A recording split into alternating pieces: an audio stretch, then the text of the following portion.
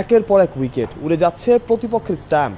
নেতৃত্বে শরীফুল ইসলাম 1-2 করে 4টা শরীফুলের দখলে। তাকে পূর্ণ সমর্থন দিয়েছেন তাসকিন আহমেদ, নিয়েছেন 2 উইকেট। এই দুয়েই শেষ শেখ জামাল ধানমন্ডি ক্লাব। ভয়ঙ্কর আবাহনীর পেস অ্যাটাকের বিপক্ষে যেন অসহায় দলটা। শুধু এই 2 কিন্তু না, আবাহনীতে আছেন তানজিম সাকিবও। খালেদ সাইফুদ্দিনের তো ম্যাচ খেলারই সুযোগ হচ্ছে না। শুরুতে আবাহনীতে ছিলেন নাহিদ রানাও, তবুও হেড কোচ খালেদ মাহমুদ সুজন বলছেন মুস্তাফিজুর রহমান থাকলে পূর্ণতা পেত পেস অ্যাটাক।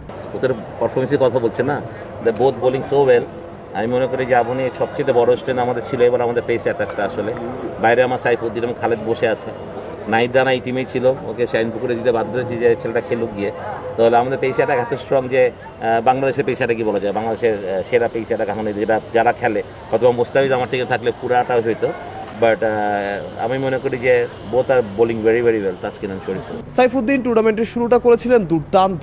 ম্যাচ পরিস্থিতির মার প্যাচে সেই সাইফি এখন একাদশের বাইরে। এমন আছে আরো অনেক নাম, তবুও কেন সবাই আবাহনীতেই খেলতে চান? আপনি আবাহনী যে কোনো প্লেয়ারকে এখনই এসে জিজ্ঞেস করেন before I go into the dressing room, ওদের কোনো আবাহনী ক্লাব থেকে কাউরে পেমেন্ট চাইতে হয় না। এটা বিগত কয়েক বছর ধরে ওদের কারোর কাছে পেমেন্ট চাইতে হয় না, যে ওরা জানে কখন পেমেন্ট পাবে। এবং যেটা ক্লাব ক্রিকেটের সবথেকে বড় প্রবলেম, যেটা কন্ট্রাক্ট হওয়ার পর যে ফিনান্সিয়াল একটা টেনশন থাকে যে কখন টাকাটা পাবো বা টাকা পাচ্ছি না, এই 2 দিন পরে দিচ্ছি। আমাদের কিন্তু এরকম হয় না এখন আর। আমরা ছেলেরা একদিনও কোনো ক্লাব অফিসিয়ালকে বলেও না, ক্লাব অফিসিয়াল বলতে ওরা আমরাই বুঝে। আমার কাছে যদি বলার থাকে কিছু বলে, বাট আমার কাছেও বলে না। আমরা জানি যে টাইমলি টাকা আসবে, কে কখন পাবে, আমরা ওইভাবে বলে রাখি। আমাদের পেমেন্ট মেথডটা আমরা ওইভাবে করে রাখি। সো একটা আমরা চেষ্টা করি ওইভাবে ওদেরকে এই একটা টেনশন মুক্ত হলে, যেহেতু মাঠে খেলার কাজটা খেলুক, টাকা নিয়ে চিন্তা করলে তো একটা কন্ট্রাক্ট আছে, যেহেতু সেই কন্ট্রাক্টটা পাবে। যেটা আপনি অনেক বছর ধরে বা এখানে অনেক সাংবাদিক যারা অনেক বছর ধরে ঢাকা প্রিমিয়ার লিগকে ফলো করেন, যেটা আপনারা জানেন যে পেমেন্টের ব্যাপারে সবসময় একটা ঝামেলা হয়। বিভিন্ন ক্লাব টাকা দিতে চায় না, দেরি হয়। এক ক্লাবে 1 বছরের পেমেন্ট আরেক বছরে করে।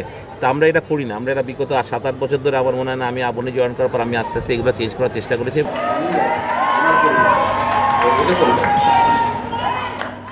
তাসকিন শরীফুল জুটি দিনকে দিন ভয়ঙ্কর হচ্ছে। দুজনের মধ্যে দুজনকে ছাড়িয়ে যাওয়ার মধুর লড়াই। একবার রব ওঠে তাসকিন দেশসেরা, একবার শরীফুল।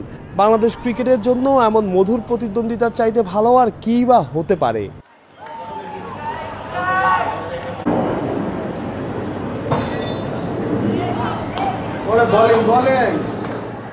মিরপুর থেকে বাকরুস প্রত্যয়, অলরাউন্ডার।